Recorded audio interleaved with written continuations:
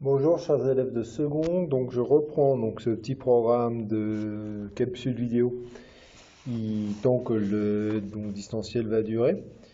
Alors par contre il y aura une petite spécificité pour cette partie-là, c'est que en fait là pour l'instant j'ai des groupes qui sont un petit peu déséquilibrés, donc il y en a certains qui vont retrouver des traces écrites qu'ils ont déjà.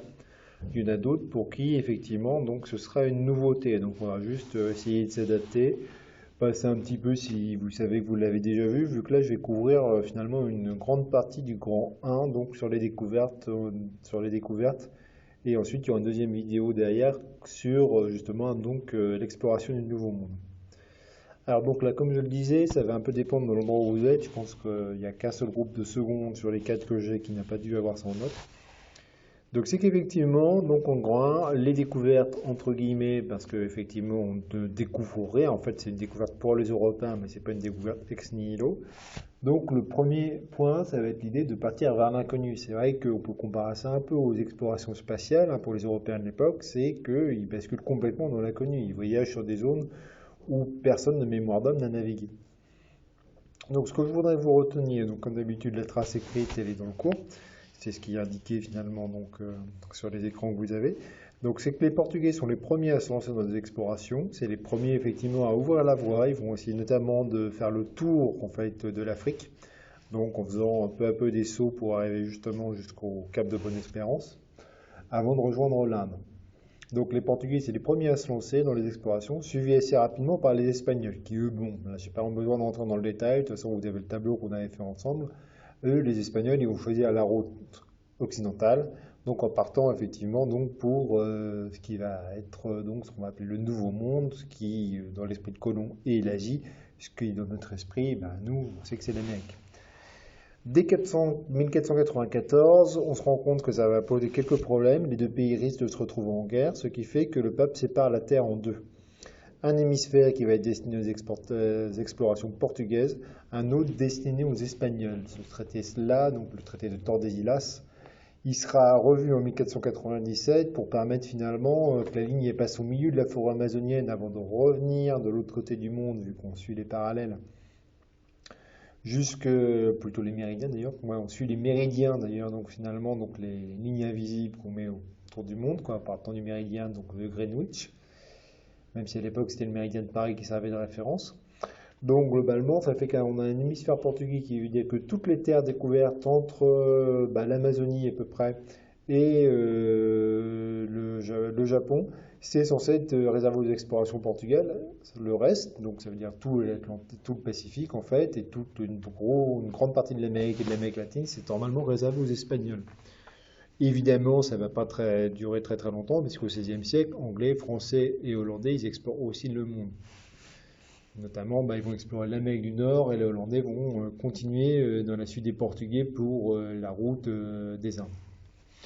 Honnêtement, à la fin du XVIe siècle, seul l'intérieur du continent africain, l'Australie et l'Antarctique restent les seules terres importantes non découvertes. Donc effectivement, ça c'est pour cette première partie, donc partir vers l'inconnu qui a complété avec le tableau que vous aviez en cours. Donc, pour le B, donc la rencontre avec l'autre, c'est que de manière générale, que ce soit pour les Européens ou pour les gens qui le rencontrent, évidemment c'est un choc. Là aussi, on peut comparer ça un petit peu avec l'exploration spatiale, puisque ça correspond un petit peu à ce qui se passerait si jamais on rencontrait des espèces extraterrestres, à savoir qu'il y aurait un temps de stupéfaction. Et effectivement, pour la plupart des peuples qui se rencontrent à l'époque, c'est un choc, notamment quand ils estimaient soit impossible de se rencontrer, soit où finalement ils n'avaient jamais imaginé qu'il y ait d'autres types d'êtres humains en dehors du leur. Globalement, donc cette rencontre va se faire au niveau des Européens. Les Européens sont évidemment impressionnés par la richesse de l'Asie, mais guère surpris vu qu'ils étaient un petit peu au courant. Par contre, effectivement, les Asiatiques sont parfois stupéfaits de rencontrer ces gens. Ils le font parfois avec un petit peu de mépris. C'est le cas des Japonais qui les désignent comme les gaijin, les barbares étrangers. C'est ce qu'on voit dans cette image-là où ils sont un peu caricaturés. De l'autre côté, en Amérique, effectivement, les Indiens sont relativement fascinés par les Européens, qu'ils voient peut-être pas comme des dieux, ça c'est exagéré, mais en tout cas comme des créatures extrêmement étranges. Et de l'autre côté, les Européens sont partagés. On a quelques Européens qui pensent que c'est un peuple qui vit dans l'état de nature de manière très pure, finalement, comme Dieu l'aurait voulu, que donc c'est des hommes de qualité. Et de l'autre côté, vous en avez beaucoup, malheureusement, qui pensent que finalement, ben, ces Indiens sont impudiques parce qu'ils portent pas de vêtements, doivent être convertis par la force et surtout vont être facilement soumis puisque apparemment ils ont l'air d'être pas si combatifs que ça.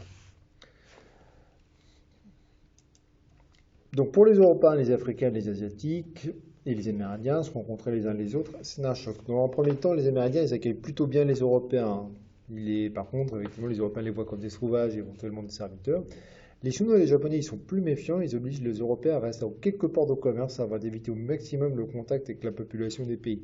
Assez rapidement, c'est vrai pour les Chinois, c'est encore plus vrai pour les Japonais, il y a cette crainte que toutes ces nouvelles mœurs, ces nouvelles religions, ces nouvelles habitudes issues de l'Occident, et puis éventuellement détruire l'ordre établi par les empereurs de la Chine ou du Japon, ou par les sultans d'Inde, et effectivement ça, ils s'en méfient pas mal, hein.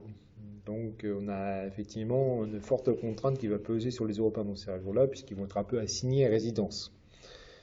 Ce qui permettra d'ailleurs à ces civilisations souvent de survivre. Donc je vous remercie de m'avoir écouté. Donc pour cette première vidéo, certains n'en auront pas besoin, comme je le disais, certains ils ont déjà tout pris en note.